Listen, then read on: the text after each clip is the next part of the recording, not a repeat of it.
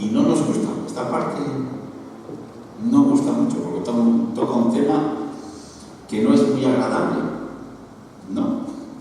Lo vamos a ver, pero el Señor nos dice que nos sometamos a las autoridades. Pero no gusta. Capítulo 13 no gusta mucho. Pero vamos a ver cómo cuando somos desobedientes al Señor, Él al final vemos que tiene propósito.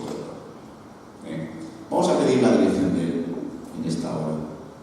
Padre, te queremos alabar, queremos bendecir tu nombre y, Señor, que en este pequeño grupo que hemos comenzado este estudio de esta revelación, Señor, de tu Espíritu Santo a Pablo, donde él escribe cosas que necesitamos conocer.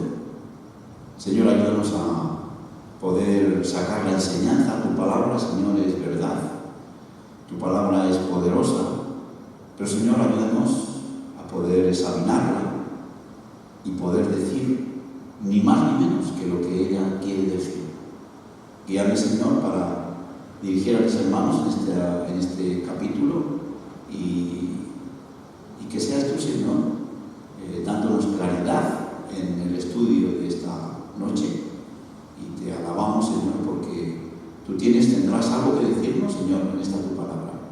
De la misma forma que cuando yo lo he estudiado esto, tú me has hablado al corazón, yo también quiero que tú hables al corazón de mis hermanos en esta noche, para así, Padre, poder percibir el grato consejo que tú nos das. Gracias, Señor, porque durante este peregrinaje en este mundo tenemos tu palabra. El día que estemos en tu presencia ya no la vamos a necesitar, porque tú estarás con nosotros. Pero ahora necesitamos este sabio consejo. Guíanos, Señor, en el nombre de Cristo Jesús. Te lo pedimos, que nos des tranquilidad en este tiempo y sabiduría. En el nombre de Él te lo pedimos. Amén.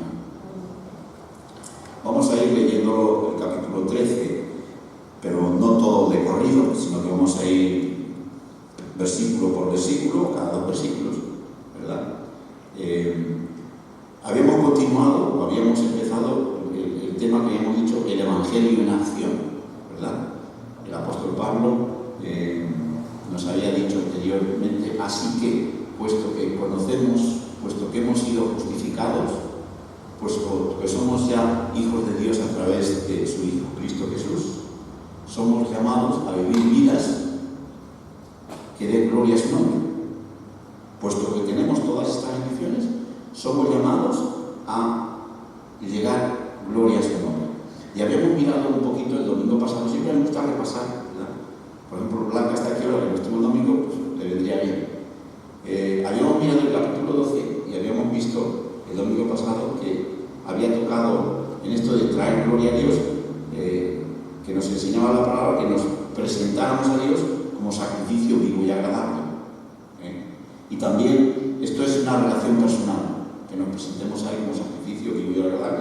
Esto lo habíamos mirado en el versículo 1 del capítulo 12. Y también habíamos mirado mi relación con mis hermanos, que tiene que ser participando con los dones que Dios me da y ejerciéndolos en amor. Es lo que nos decía el capítulo 12. La relación con mis hermanos debe ser dando los dones y desarrollarlos en amor, porque si no, no funciona. Y la tercera cosa que hemos visto en mi relación con mi familia, mis vecinos, mis compañeros de trabajo, tenía que ser una relación procurando lo bueno delante de todos nosotros. Era lo que nos decía el versículo 17 del capítulo. Procurando lo bueno. Uno procura lo bueno, ¿verdad? En lo que depende de ti, llevaros bien con todos. En lo que depende de nosotros. Así que hayamos visto estas 3 cositas. Pero esta noche vamos a ver algo que no es tan fácil, ¿verdad? Hasta ahora uno puede decir, bueno, mira, estas 3 cositas las entiendo, las comprendo, las practico. Durante la semana las he mirado. Yo concretamente una de ellas me ha servido de mucha bendición, ¿verdad? Pero lo que vamos a tener esta noche, así como si un poquito más difícil. Pero si os fijáis que Pablo toca todas las áreas donde el creyente se va a mover. Y vivimos en un mundo en el cual tenemos que trabajar, pero vivimos en un mundo en el cual existen gobiernos, existen poderes públicos. ¿Sí o no? Y nosotros, ahorita mismo, en Australia, tenemos un gobierno, llamamos gobierno federal monárquico. No sé si lo sabías. Ese es el gobierno ahorita mismo que tenemos aquí, ¿verdad? Y es interesante conocer que cuando Pablo escribe esta parte, que vamos a leer, que nos dice someteos a las autoridades, como lo vamos a mirar.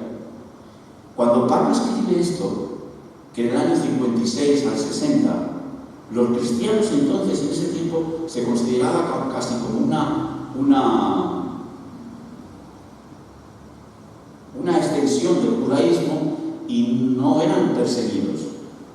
Pero 10 años después empezaron las persecuciones contra los cristianos, donde eran llevarlos al circo por las autoridades romanas. Y alguien dice, los comentaristas dicen, si Pablo hubiese estado viviendo 15 años después, no hubiese escrito el capítulo 13 de Romanos. Pero fijaros, pensar esto es lo que dicen los cuestiones. Pensar esto es perder de vista la inspiración del Espíritu Santo.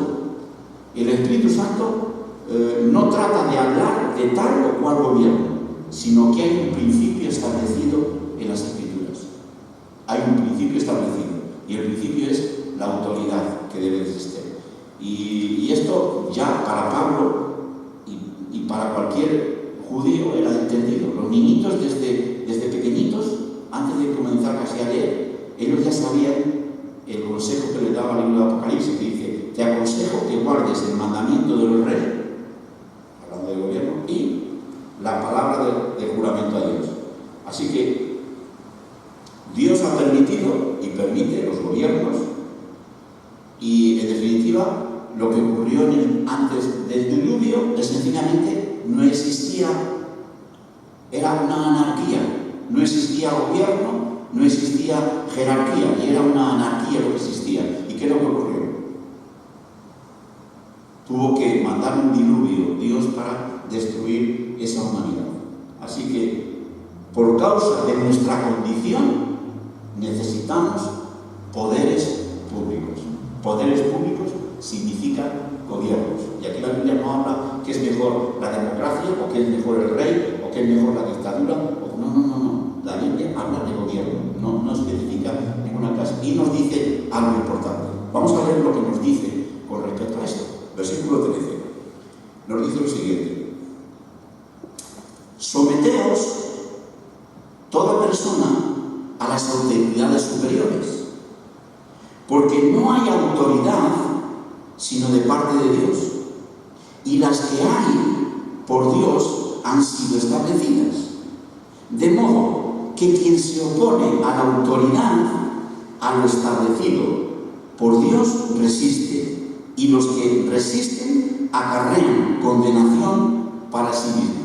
Más claro no puede ser, ¿verdad? En estos dos primeros versículos tenemos una definición clara de la fuente de la autoridad. Y a veces me cuesta trabajo, como lo vamos a poder ver ahora, como cierto gobierno, me cuesta trabajo entenderlo, pero tengo que venir a la palabra de Dios y seguir el consejo que ella me dice. Si hemos de definir lo que es autoridad, sería la facultad de mandar y el poder para ser obedecido. Eso es tener autoridad. Ahora, si miramos a nuestro alrededor, descubrimos que hay autoridades a nuestro alrededor. Lo hemos visto, hay policías, hay agentes de tráfico. Cuando yo voy a dejar mi parking en un sitio, viene alguien y me pone una señal en la red, y si yo tardo más de tiempo, voy a tener una multa. O sea, me doy cuenta de que existen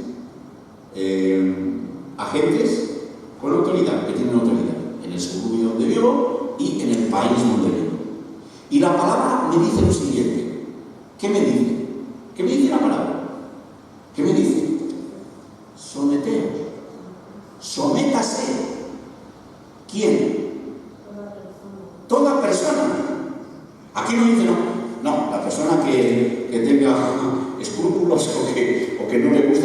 que no está obligado, no.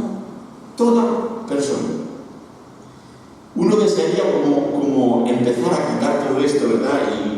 Y a darle otro sentido. No podemos hacer eso, porque esto es tergiversar lo que la palabra de Dios nos dice. Claramente nos dice que la fuente de la autoridad, ¿quién es? Es Dios, aunque me cueste trabajo entenderlo y no me gusta. La Biblia nos instruye y nos exhorta y nos ordena, no solamente aquí, sino vemos en Romanos, en el libro de Tito, en 2 o 3 partes del Nuevo Testamento y también en el Antiguo Testamento, nos ordena someternos a las autoridades superiores, al gobierno en funciones. No nos dice si es mejor la monarquía, o si es mejor la democracia, o si es mejor la dictadura. No. Nos dice que nos sometamos al gobierno en funciones, con poder. Ahora, si nos fijamos en el mundo, hay tres instituciones, que yo entiendo 2 de ellas, pero la otra me cuesta trabajo. Se puede decir, hay tres instituciones creadas por Dios. La familia. ¿Quién podría decir? La familia es una institución creada por Dios. ¿Lo entiendes? ¿Lo entiendes? ¿Lo entienden? En Génesis capítulo 2 lo vemos. La iglesia es hay ciertas partes de la Biblia que se llama congregación, o se llama cajal en inglés, en hebreo, pero sabemos que es una institución de Dios, ¿sí o no? Esas dos decimos, la familia, conocido que son instituciones de Dios, la iglesia es institución de Dios, y seguro que los que estamos aquí diríamos, es institución. Pero si decimos el gobierno, tú dirías, pues no sé esto porque, ¿verdad?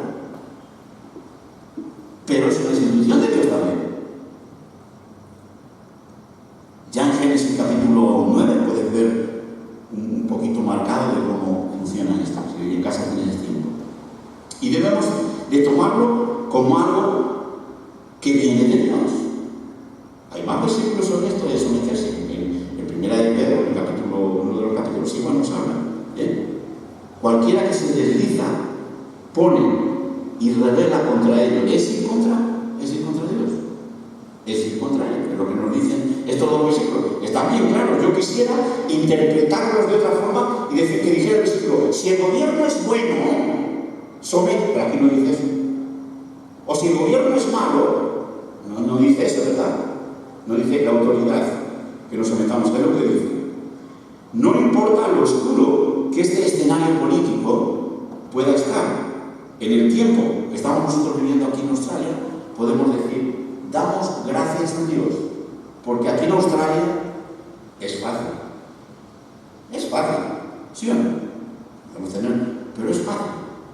Pero si tuviéramos lugares como donde existen dictadores, donde privan de la libertad en todos los aspectos, entonces diría, bueno, es más difícil. Pero la palabra de Dios no especifica esto, ¿verdad? Al margen de que estos crean o no en Dios, creador, y no haya temor de Dios, porque la mayoría de los políticos son agnósticos. Agnóstico quiere decir la persona, la mayoría de ellos. No está junto a él. Dios nos ha puesto como autoridad en un lugar. Y si no responden a la autoridad, Dios demandará de ellos.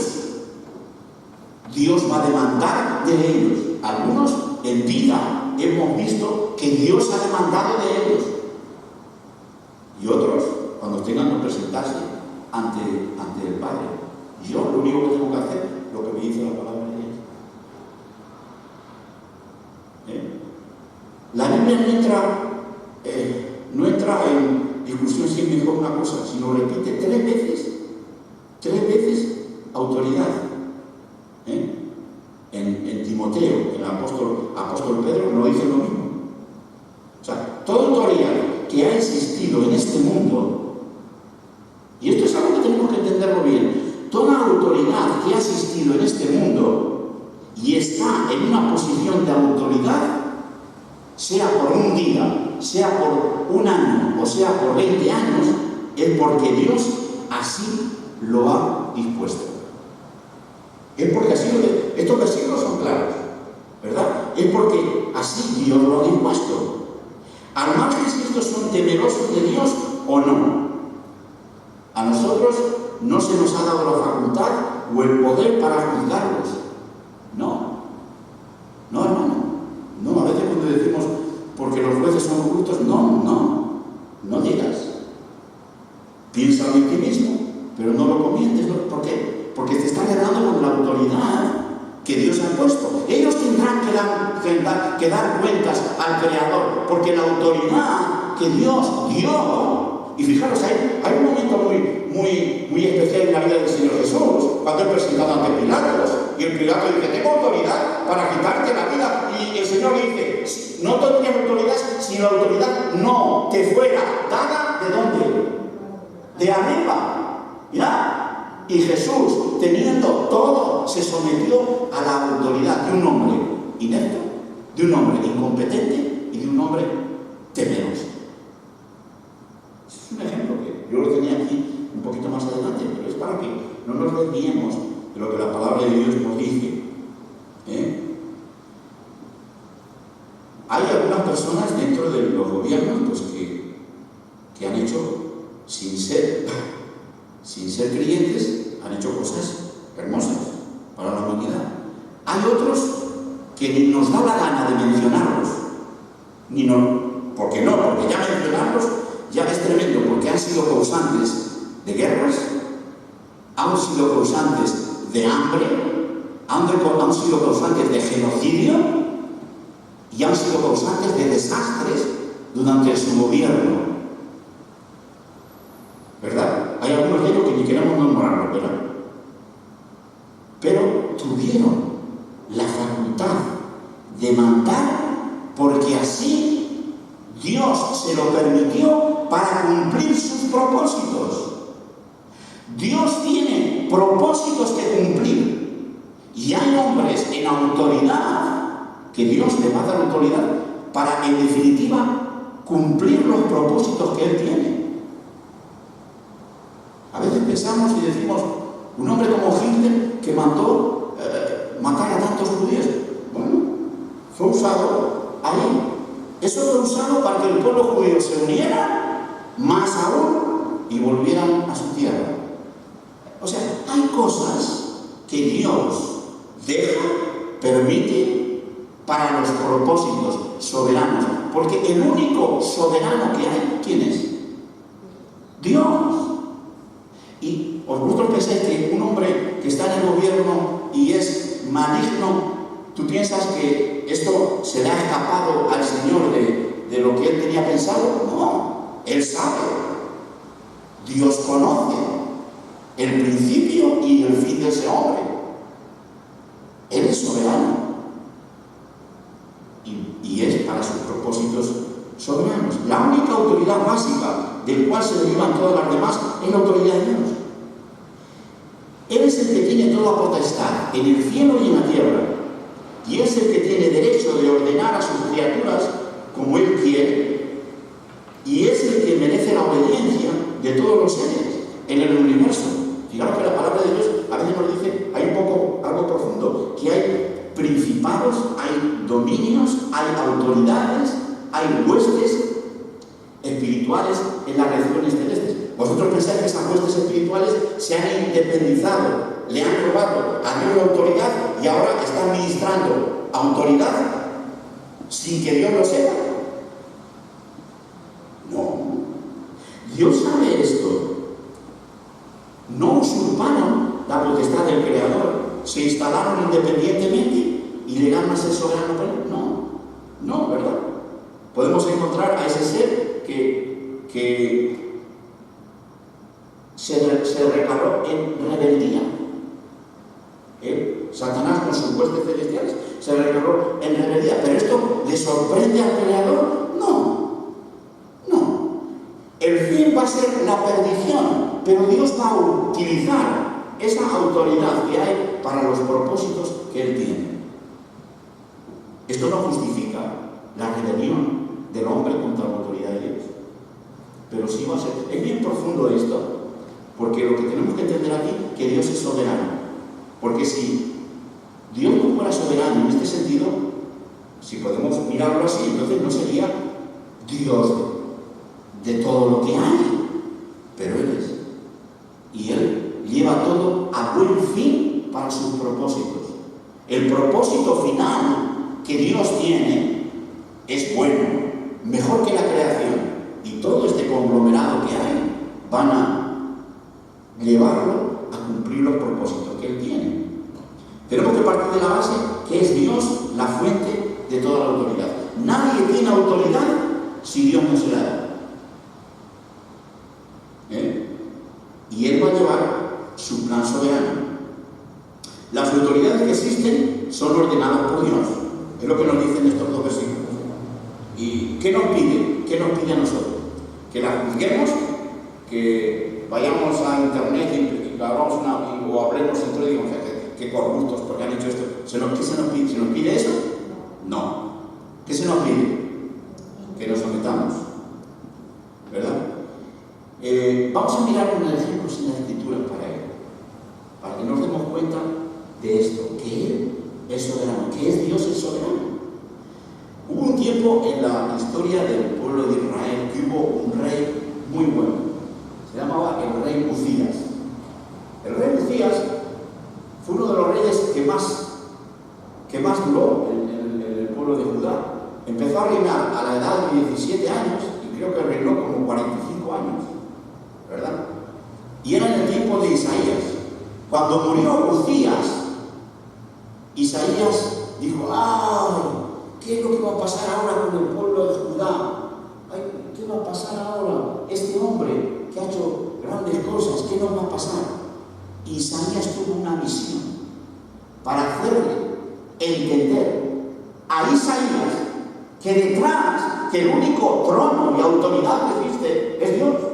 Y en Isaías capítulo 6, versículo 1, que lo tenemos ahí, dice: en el año que murió el rey Uzías, vi yo al Señor sentado sobre un trono alto y sublime, y sus faldas henchían el templo.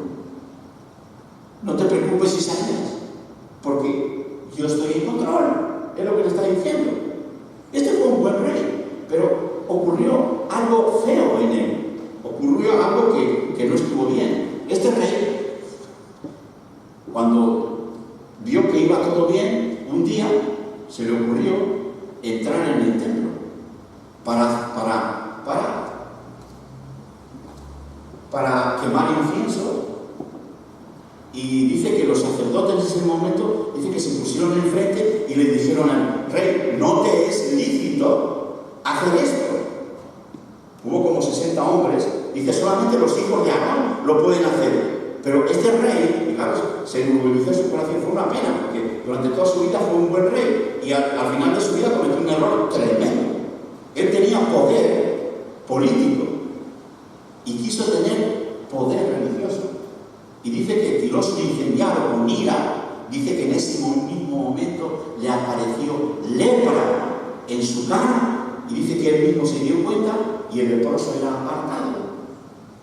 Fue sacado del templo, él reconoció lo malo que había hecho y fue apartado. Y perdió su poder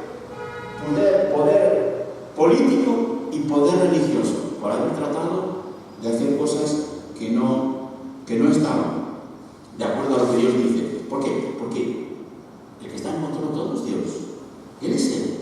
Y aquí, algo cuando estudiaba yo esto y leí este pasaje, a veces, así hablando con Tomás, digo: bueno, preparas un mensaje y quisiera ser un poquito así liviano, pero de verdad que a veces el Señor te da, y yo os traigo lo que el Señor me da, ¿verdad? Y yo pensaba en esto, en este hombre tremendo. Aquellos que pretenden tener poder político y poder religioso al mismo tiempo, no funcionan. No funcionan. Y es algo que resulta curioso. Hay hermanos nuestros en el Parlamento australiano que antes fueron pastores de las iglesias. Por ejemplo, uno de ellos, ya se llama y ellos están haciendo un tremendo trabajo en el Parlamento, pero él dejó a un lado su ministerio pastoral porque él entiende que es incompatible ser ministro de Dios y al mismo tiempo ser político. Fijaros que la palabra de Dios nos dice: someteos a los poderes y autoridades políticas. Pero el político cristiano sabe que si está involucrado en eso, tiene que dejar a un lado su ministerio, en este caso como pastor, y ya no es más reverendo, sino que es honorable Fred Knight, porque él es senador. Y yo no digo que esté mal, está haciendo un trabajo, pero él entiende esto. O fijaros que Calvino cometió un tremendo error y quiso ser poder religioso y poder político en Ginebra al mismo tiempo. Un desastre. Y yo me preguntaba, hay un personaje que en el día de hoy recibe protocolo político y protocolo religioso. Hay un personaje que visita los países, no quiero mencionar, porque estamos nosotros aquí, y recibe protocolo político y protocolo religioso. Protocolo político porque el Vaticano es un Estado, y protocolo religioso. Y uno dice, aquí pasan dos cosas. Si este hombre no ha caído la lepra, que no quiero juzgarlo, es porque alguna de las dos cosas falla. O él es político, o la religión que profesa no es verdad. Yo no quiero juzgar, hemos dicho no quiero juzgar. No. ¿Por qué? Porque es incompatible el poder político y el poder religioso en la misma persona. Va a ocurrir esto. El falso profeta o el falso Mesías va a venir con esto y por un tiempo va a tener autoridad, pero va a hacer algo que no le es permitido al hombre, tener político y poder religioso. Solamente Cristo Jesús, cuando Él venga en el milenio, Él va a tener poder político y poder religioso, pero es el único que puede hacer. El resto de los hombres, nunca. Hitler pretendió, dijo, Dios en el cielo y yo en la tierra. Después de decir esa frase, no pasaron ni 14 meses y que se suicidó. ¿Right? ¿Por qué? Porque Dios controla. Dios controla, ¿verdad? Hay otro caso en Daniel, en el libro de Daniel, ¿os acordáis? Dios utiliza a hombres malos para sus propósitos. Nabucodonosor. Dios utilizó a Nabucodonosor para castigar al pueblo de Israel.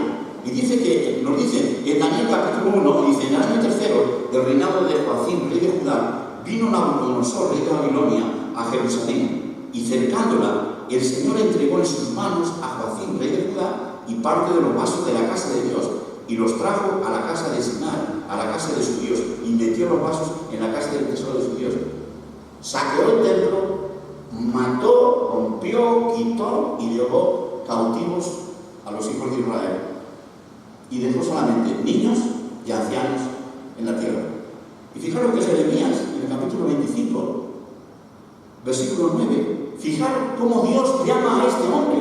Y es un hombre gentil y un hombre malo, perverso en ese momento. Mira, he aquí, enviaré yo y tomaré todos los linajes del Aquinón, dice Jehová, y a Nabucodonosor, rey de Babilonia. Fijaros lo que dice de Nabucodonosor, mi siervo. Él no es mi creyente, mi siervo. ¿Por qué? Porque va a cumplir los propósitos de Dios. Dice, y tráelos contra esta tierra, y contra sus moradores, y contra todas estas naciones alrededor, y los destruiré, y pondré por escarnio, por silbido, y en soledades perpetuas. Fijaros que lo llama mi siervo.